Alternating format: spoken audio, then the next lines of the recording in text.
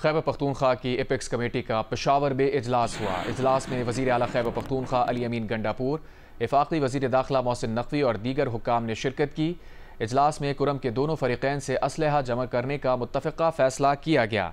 इजलास में तय किया गया कि फ़रीक़ैन हुकूमत के सालिसी में मुआहदे पर दस्तखत करेंगे और फ़रीक़ैन रज़ाकाराना तौर पर असलहा जमा करने के लिए दोनों फ़रीक़ 15 दिनों में लाहे अमल देंगे।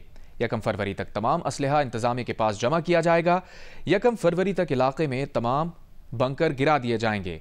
इस दौरान इलाके का ज़मीनी रास्ता वक्फे से आर्जी तौर पर खोला जाएगा। इलाके में आमदोरफ्त के मसले हल के लिए खुसूसी एयर सर्विस शुरू की जाएगी। वफाकी और सूबाई हुकूमतें हेलीकॉप्टर फराहम करेंगी। एपेक्स कमेटी के इजलास में फैसला किया गया कि इलाके में फ़िरकावाराना मुनाफरत फैलाने वाले तमाम सोशल मीडिया अकाउंट्स को बंद किया जाएगा। इजलास में तीरा और जानी खेल में सिक्योरिटी की ताज़ा तरीन सूरत हाल का जायज़ा भी लिया गया। इजलास में फैसला किया गया कि जानो माल की हिफाजत के लिए कुछ इलाकों से आर्जी नकल मकानी करवाई जा सकती है। एलामी में कहा गया है कि कुरम में बच्चों की अमवात को गलत रंग दिया जा रहा है। इसका हकीकत से ताल्लुक़ नहीं। उम्मीद है मसले के पायदार हल के लिए फ़रीक़ैन हुकूमत और इंतज़ामिया से ताउन करेंगे।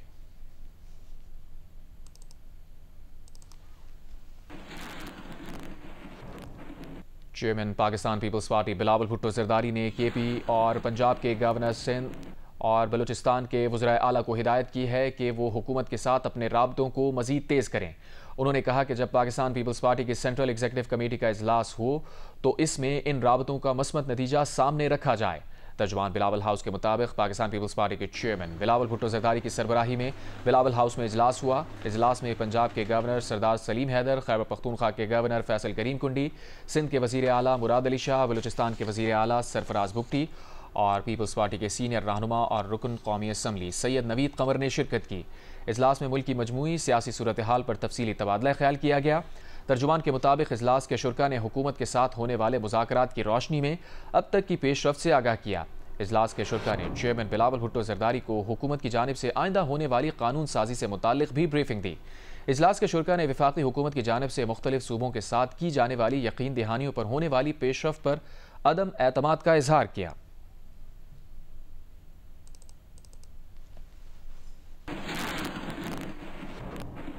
वज़ीर आज़म शहबाज शरीफ से JUI के सरबराह मौलाना फजलुर रहमान ने आज मुलाकात की। मुलाकात में मौलाना फजलुर रहमान की मदारिस रजिस्ट्रेशन से मुताल्लिक़ तजावीज़ पर मुस्बत पेशरफ्त हुई। वज़ीर आज़म शहबाज शरीफ ने मामलात को जल्द हल करने की हिदायत कर दी।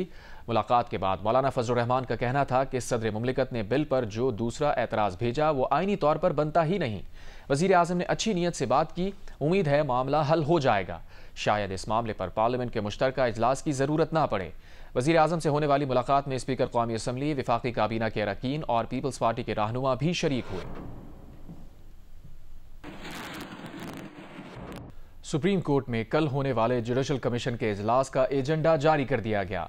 सुप्रीम कोर्ट आईनी बेंच की मुद्दत में तौसी एजेंडे में शामिल है।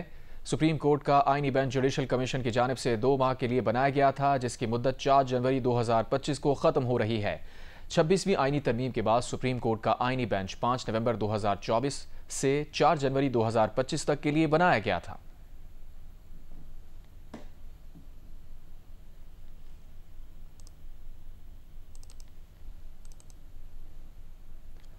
सुप्रीम कोर्ट बार के 8 साबिक सदूर की जानिब से 26वीं आईनी तरमीम के खिलाफ सुप्रीम कोर्ट में दायर दरख्वास्त कर दी गई है। सरदार लतीफ़ खोसा और बैरिस्टर सलाहुद्दीन के जरिए दायर की गई दरख्वास्त में मौक़िफ़ अपनाया गया है कि 26वीं आईनी तरमीम अदलिया की आज़ादी से मुतसादम और इख्तियारात की तक़सीम के उसूल के ख़िलाफ़ है। 26वीं आईनी तरमीम मखसूस नशिस्तों के फैसले के बगैर नहीं हो सकती थी। दरख्वास्त में इस्तदा की गई है कि 26वीं आईनी तरमीम के खिलाफ दरख्वास्तों पर हतमी फैसले तक इस तरमीम के नतीजे में होने वाले तमाम इक़दामात को मुअत्तल किया जाए और 26वीं आईनी तरमीम को कलअदम करार दिया जाए। बज़ाहिर तो हुकूमत और PTI दोनों मुज़ाकरात में पहल करने से कतरा रहे हैं, मगर PTI, हुकूमत और इस्टेब्लिशमेंट सब बातचीत के लिए तैयार हैं। जियो न्यूज़ के प्रोग्राम नया पाकिस्तान के मेज़बान शहजाद इकबाल की खबर के मुताबिक मुख्तलिफ हलकों की जानिब से PTI को पैगामात दिए जा रहे हैं। तो हुकूमत और पाकिस्तान तहरीक इंसाफ के दरमियान मुज़ाकरात जल्द शुरू होने की कोई आसार नहीं नजर आ रहे, मगर हम पाकिस्तान तहरीक इंसाफ, हुकूमत और अहम सिक्योरिटी ज़राए के हवाले से आपको ये बता सकते हैं कि इस वक्त हुकूमत, पाकिस्तान तहरीक इंसाफ और इस्टेब्लिशमेंट सब बातचीत के लिए तैयार नजर आ रहे हैं। हुकूमत पाकिस्तान तहरीक इंसाफ से मुज़ाकरात के लिए तैयार है, जबकि एस्टैब्लिशमेंट भी मुज़ाकरात के हक में है और मुख्तलिफ हलकों की जानिब से पाकिस्तान तहरीक इंसाफ को ये पैगाम दिए जा रहे हैं कि अगर पाकिस्तान तहरीक इंसाफ हुकूमत और निज़ाम को गिराने की कोशिशों से पीछे हट जाए तो उसे रिलीफ मिल सकता है। हम आपको पाकिस्तान तहरीक इंसाफ, नून लीग और अहम सिक्योरिटी ज़राए से होने वाली बातचीत के हवालों से ये बता सकते हैं कि इस वक्त हुकूमत और पाकिस्तान तहरीक इंसाफ के दरमियान लफ्जी जंग के बावजूद हर फरीक को ये इदराक है कि मुज़ाकरात के अलावा कोई और हल नहीं है। मुल्क की सियासत से गैर यकीनी और कशीदगी का खात्मा करने के लिए मिलकर बैठना लाजिम है। पाकिस्तान तहरीक इंसाफ को भी अब ये एहसास हो चुका है कि मुसलसल टकराव की मौजूदा पॉलिसी को ज़्यादा देर नहीं चलाया जा सकता। पाकिस्तान तहरीक इंसाफ को ये अंदाज़ा है कि इंतखाबात पर उनके तहफ़्फ़ुज़ात अपनी जगह, लेकिन अब यही निज़ाम आगे चलेगा और उन्हें इसी निज़ाम में अपने लिए सियासी जगह बनानी होगी। दूसरी जानिब 9 मई और 26 नवंबर के वाक़यात को लेकर हुकूमत और इस्टेब्लिशमेंट की पाकिस्तान तहरीक इंसाफ से मुतल्लिक़ सख्त पोजीशन के बावजूद अब हुकूमत और इस्टेब्लिशमेंट को भी इस बात का इदराक है कि पाकिस्तान तहरीक इंसाफ एक मकबूल जमात है और उसके साथ मुस्तकिल लड़ाई से उसे मुकम्मल ख़त्म नहीं किया जा सकता। मुज़ाकरात की कामयाबी के लिए इमरान खान के लिए रास्ता निकालना भी ज़रूरी है, जो फौरी तौर पर तो मुमकिन नहीं है, मगर इमरान खान को पेशावर और फिर बनी गाला मुंतकिल करने के ऑप्शंस पर गौर किया जा सकता है। नून लीग के एक सीनियर लीडर ने हमें खुद इस बात की तस्दीक की है कि नवाज शरीफ भी इमरान खान से बातचीत के लिए राजी हो जाएंगे और इस्टेब्लिशमेंट भी चाहती है कि पाकिस्तान तहरीक इंसाफ से मुज़ाकरात हो, मगर इसे लेकर भी कुछ खदशात पाए जाते हैं। खदशा यह है कि इस बातचीत के बावजूद इमरान खान इस निज़ाम और हुकूमती शख्सियात समेत सीनियर ओहदेदारान के लिए मुस्तकबिल में खतरा बन सकते हैं। इसलिए सवाल यह है कि पूरे मामले में इमरान खान की गारंटी कौन देगा। इसलिए हुकूमत और एस्टैब्लिशमेंट में यह राय पाई जाती है कि किसी भी मुज़ाकरात की कामयाबी के लिए पाकिस्तान तहरीक इंसाफ और बिलखसूस इमरान खान का इस बात पर इत्तफाक करना ज़रूरी है कि वो अगले 2-3 साल इस निज़ाम के लिए कोई खतरा नहीं बनेंगे और हुकूमत के खिलाफ मुसलसल एहतजाज और लॉन्ग मार्च का सिलसिला बंद करेंगे। वज़ीर आज़म के कोऑर्डिनेटर बराए national health services doctor Malik Mukhtar ने कहा है कि मुल्क में पोलियो के खात्मे की कोशिशों को चैलेंजेस दरपेश हैं, ताहम वज़ीर आज़म मुहिम की खुद निगरानी कर रहे हैं। उन्होंने इंकशाफ किया कि DI खान की सिर्फ एक यूनियन काउंसिल से पोलियो के 9 केसेस सामने आए हैं। अरकान पार्लियामेंट की जानिब से शनाख्ती कार्ड और पे फॉर्म समेत पासपोर्ट के इजरा के लिए हिफाजती टीकों और पोलियो के खतरों को लाजमी करार देने की तजवीज़ सामने आई है। आसिफ बशीर चौधरी रिपोर्ट कर रहे हैं। बच्चों के हुकूक पर पार्लिमानी कॉकस की पोलियो के खात्मे के लिए खुसूसी कमेटी का इजलास पार्लियामेंट हाउस में हुआ। पार्लियामेंट्री कॉकस की कन्वीनर बराए तहफ़्फ़ुज़ हुकूक अतफ़ाल डॉक्टर निखत शकील का कहना था कि पोलियो के बढ़ते केसेस कौमी एमरजेंसी हैं। पोलियो वर्कर्स ने पाकिस्तान से पोलियो के खात्मे के लिए जानें भी दी, लेकिन 3 दहाइयाँ गुजरने के बावजूद मुल्क से पोलियो ख़त्म नहीं हो सका। इंसदादे पोलियो प्रोग्राम शुरू होने से कबल 1994 तक पाकिस्तान में सालाना 20,000 से ज़ायद बच्चे पोलियो के सबब माजूरी का शिकार हो जाते थे। PTI के अली मोहम्मद खान ने इंसदादे पोलियो प्रोग्राम में जय्यद उलमा और मकामी क़यादत के किरदार की अहमियत पर जोर दिया। JUI की रुकने असम्बली शाहिदा रहमानी ने कहा कि लकी मरवत के इलाके में पोलियो की वबा फैली तो मौलाना फजल रहमान ने खुद घर घर जाकर बच्चों को पोलियो से बचाव के कतरे पिलवाए। पोलियो के कतरे जो है ये इलाज है और इलाज जायज़ है, इलाज ज़रूरी भी है, बल्कि सिर्फ जायज़ ही नहीं बल्कि बाद औक़ात तो लाजिम हो जाता है, क्योंकि आप पर अपनी ज़िंदगी का भी हक़ है, अपनी औलाद की ज़िंदगी का हक़ है, अपनी अगली नई नस्ल की ज़िंदगी का जो आपके ऊपर हक़ है उसको पूरा करने के लिए भी ज़रूरी है कि बतौर इलाज की नीयत से ये कतरे उनको पिलाया जाए। वज़ीर आज़म के कोऑर्डिनेटर बराए national health services doctor Malik Mukhtar ने कहा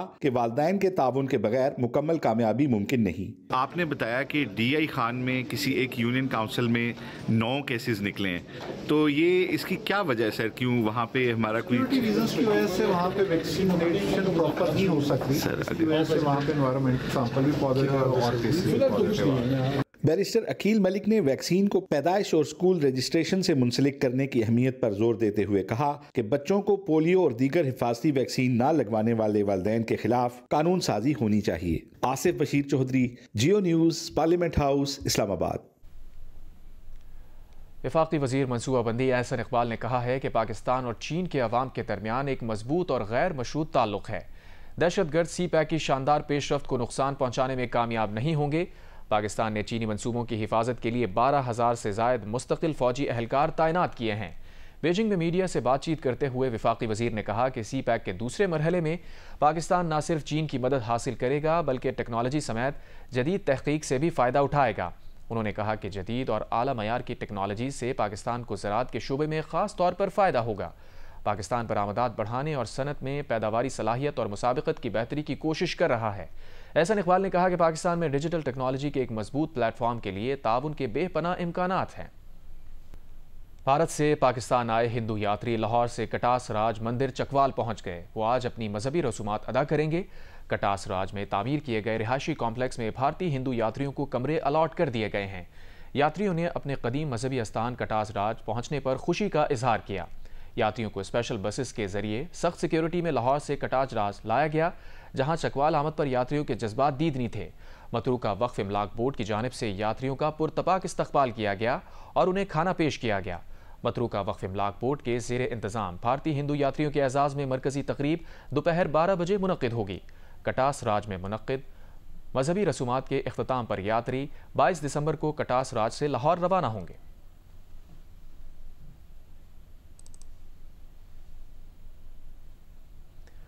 बलूचिस्तान में 27,000 ज़रई ट्यूबवेल्स को सोलर पर मुंतकिल करने के मंसूबे पर अमल दरामद शुरू हो चुका है, लेकिन वजारत पानी और बिजली सूबे की ज़मींदारों के 530 अरब रुपए और ज़रई सब्सिडी की मद में 80 अरब रुपए से ज़ायद के वाजिबात की वसूली का मैकेनिज्म नहीं बना सकी।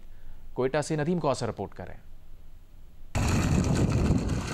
बलूचिस्तान में 55 अरब रुपए की लागत से 27,000 ज़रई ट्यूबवेल्स को सोलर पर मुंतकिली का अमल शुरू हो चुका है। सूबाई हुकूमत ने अपने हिस्से के 16.5 अरब रुपए में से 13 अरब रुपए 7,000 ट्यूबवेल्स मालिकान को दे दिए हैं, जबकि वफाकी हुकूमत की जानिब से जल्द 38.5 अरब रुपए की फराहमी की यकीनदहानी कराई गई है।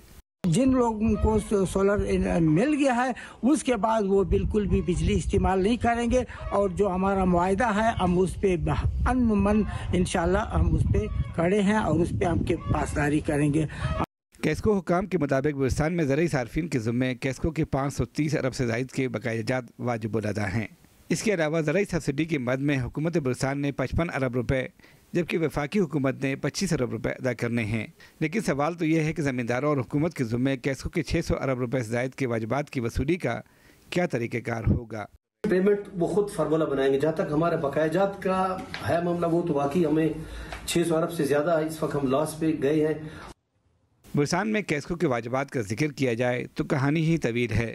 कैस्को की बलूचिस्तान हुकूमत पर भी 40 अरब रुपए वाजिब अदा हैं। कैस्को काम का कहना है कि वज़ीर बलूचिस्तान के दफ्तर, गवर्नर हाउस, सूबाई असम्बली समेत दर्जनों सूबाई महकमों को वाजिबात की अदायगी के नोटिस भिजवा दिए गए हैं। कैमरामैन एहसन रसूल के साथ नदीम कौसर, जियो न्यूज़, कोयटा।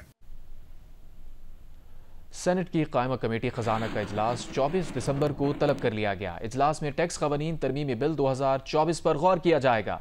सेनेट की कायमा कमेटी खजाना तरमीमी बिल का शिकवार जायजा लेगी। मुजवज़ा तरमीमी बिल में नॉन फाइलर्स को नाअहल शख्स का दर्जा देने की तजवीज़ है। मुजवज़ा बिल में फाइलर से हकीकी आमदन अखराजात के मुताबिक टैक्स वसूली का प्लान है। नॉन फाइलर्स के लिए गाड़ी और प्रॉपर्टी खरीदने पर पाबंदी होगी। नॉन फाइलर्स 800 सीसी से बड़ी गाड़ी नहीं खरीद सकेंगे। टैक्स नेट से बाहर अफराद बैंक अकाउंट नहीं खोल सकेंगे। कमर्शियल बैंक अकाउंट होल्डर्स तमाम तफसीलात FBR से शेयर करेंगे। FBR टैक्स दहंदगान का डेटा बैंकों ऑडिटर्स को फराहम करने का मजाज होगा। नॉन फाइलर्स बैंक से मखसूस हद से ज़्यादा रकम भी नहीं निकलवा सकेंगे। Non filers motorcycle, rickshaw, 800 CC तक गाड़ी खरीद सकेंगे। बिजनेस की रजिस्ट्रेशन ना कराने वालों की प्रॉपर्टी सील, अकाउंट मुंजमद होगा। फाइलर्स के वालिदैन, अहल खाना, बेटा, बीवी या माजूर फैमिली मेंबर फाइलर तस्वुर होगा। फाइलर जाहिर करदा कैश या असासों के 130% के मसावी खरीदारी कर सकेगा। टैक्स कवानीन तरमीमी बिल कौमी असम्बली और सेनेट में पहले ही पेश किया जा चुका है।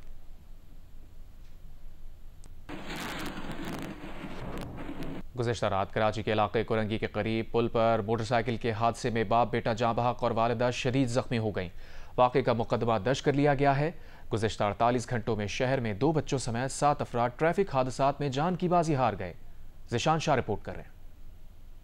कोरंगी रोड के करीब वाक़े KPT फ्लाईओवर पर गुज़िश्ता रात सड़क पर खड़े खराब ट्रेलर से टकराकर मोटरसाइकिल सवार बाप बेटा जाँ बहक जबकि वालिदा जख्मी हो गई। जाँ बहक होने वालों में 3 साल रोहान और इसके वालिद रिजवान शामिल हैं। दिल्ली कॉलोनी का रिहायशी रिजवान पेशे के एतबार से गार्ड था और खानदान के हमरा कोरंगी अल्लाह वाला टाउन से किराए का मकान देख कर आ रहा था। हमारे कंट्रोल से हमें इतला मिली कि जो ना भाई ऐसे KPT ब्रिज के ऊपर जो ना फ्लाईओवर पे एक्सीडेंट हो गया। फिर हम यहाँ पहुँचे तो जो यहाँ पर जो ना एक ट्रॉला खड़ा हुआ था और ये जो ना ट्रॉले के बैक साइड पे जख्मी हालत में जो ना पड़े हुए थे। वाक़े का मुकदमा रिजवान के बड़े भाई की मुद्दत में थाना कोरंगी इंडस्ट्रियल एरिया में दर्ज कर लिया गया है। गुज़िश्ता रात होने वाले हादसे का एक अहम पहलू ये भी है कि रात के औकात में केपीटी फ्लाईओवर पर लाइट्स मौजूद नहीं। लाइटिंग वगैरह जो है ना वहाँ नहीं लगी हुई, बिल्कुल भी नहीं लगी हुई, एक अरसे से नहीं लगी।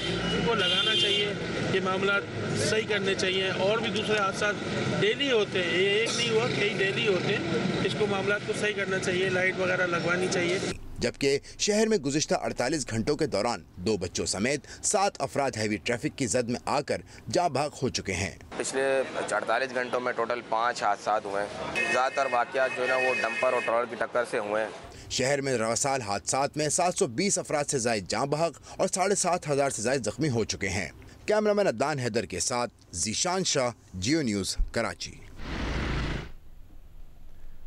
बलूचिस्तान में ग़िज़ाइयत की कमी के शिकार बच्चों की तादाद में इजाफा हो रहा है। सरकारी आदाद-ओ-शुमार के मुताबिक सूबे में हर दूसरे बच्चे को ग़िज़ाइयत की कमी का सामना है। बदकिस्मती से सूरत हाल पर काबू पाने के लिए न्यूट्रिशन डायरेक्टरेट बरसों से सरकारी ग्रांट मिलने का मुंतज़िर है। कोयटा से शहाब उमर की रिपोर्ट देखिए। गुर्बत कहें या माशी बदहाली या फिर शऊर की कमी, बलूचिस्तान के 1 या 2 नहीं बल्कि तमाम 36 अजला में बच्चों को ग़िज़ाइयत में कमी का सामना है। न्यूट्रिशन सर्वे के मुताबिक सूबे में 39.6% बच्चे ग़िज़ाई क़िल्लत का शिकार हैं। तिब्बी माहिरीन के मुताबिक ऐसे बच्चों की न सिर्फ नशोनुमा मुतासर होती है बल्कि वह क़ुव्वत मुदाफ़ियत कमज़ोर होने के सबब मुख्तलिफ बीमारियों का शिकार हो जाते हैं। खसरा इनके लिए जानलेवा है, तो इनकी नशोनुमा बहुत कम, बाकी बच्चों से कम होती है। इनकी हाइट वेट कम होती है और इनमें जो है आपको अलग इनको प्रोटोकॉल देना पड़ता है। बलूचिस्तान में अगरचे 2018 से न्यूट्रिशन इमरजेंसी नाफिज है, लेकिन मुतालिका महकमा ग़िज़ाई क़िल्लत पर काबू पाने के लिए ताहाल ग्रांट का मुंतज़िर है, जिसकी वजह से न्यूट्रिशन डायरेक्टरेट को सूरत हाल से निपटने के लिए मुतअद्दिद चैलेंजेस का सामना है। हमने PC1 बना दिया है, वो PND से भी साइन हुआ है, सेक्रेटरीट से और प्लानिंग सेल से, और हमारे जितने ऑफिसर्स हैं DG साहब में सबसे साइन हो के अब प्रोसेस में इंशाल्लाह उम्मीद है कि इस मरतबा PhD में डालेंगे।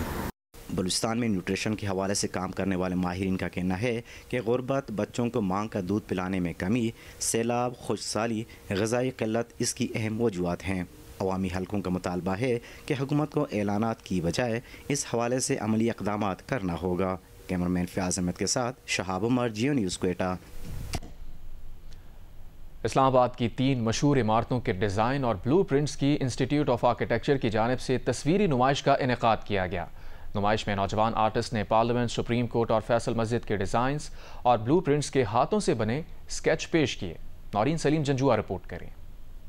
Institute of architects Islamabad Rawalpindi chapter के तलबा और तालिबात ने इस्लामाबाद की 3 आइकॉनिक इमारतों, पार्लियामेंट, सुप्रीम कोर्ट और फैसल मस्जिद के डिजाइन और ब्लू प्रिंट्स की तस्वीरी नुमाइश का इनेकाद किया। हाथ से बने ये स्केच इस लिहाज से मुनफरिद हैं कि इनमें कोई डिजिटल इफेक्ट नहीं है। ये जो एग्जीबिशन है इसमें हमारा जो आर्किटेक्चरल आर्काइव है, यानी कि हमारी जो ओरिजिनल आर्किटेक्चरल ड्राइंग्स है उसको हमने आर्काइव करके हमने इसको प्रिंट आउट किया है, इसको डिस्प्ले किया है और हम चाहते हैं कि लोग इसकी इम्पोर्टेंस जानें। इसमें प्रिंट्स हैं 3 इमारतों के, हमारी सुप्रीम कोर्ट, हमारी नेशनल असेंबली और फैसल मस्जिद। एंड आई थिंक ये बहुत ही खूबसूरत अपॉर्चुनिटी है स्टूडेंट्स के लिए, स्पेशली जिस ज़माने में हमारे पास ड्राइंग्स और सॉफ्टवेयर नहीं हुआ करते थे, हाथों से लकीरें डाली जाया करती थीं, तो उनके ओरिजिनल प्रिंट्स को रिवाइव किया है और उसके प्रिंट्स को फिर हमने शोकेस करके ब्रश वर्क करके एग्जिबिट किया है। इंस्टीट्यूट ऑफ आर्किटेक्ट के तलबा और तालिबात की इस तस्वीरी नुमाइश में इस्लामाबाद की 3 अहम इमारतों के फ़न तामीर और तारीख की अहमियत को उजागर किया गया है। कैमरामैन तलत फारूक के साथ नौरीन सलीम जंजुआ, जियो न्यूज़, इस्लामाबाद।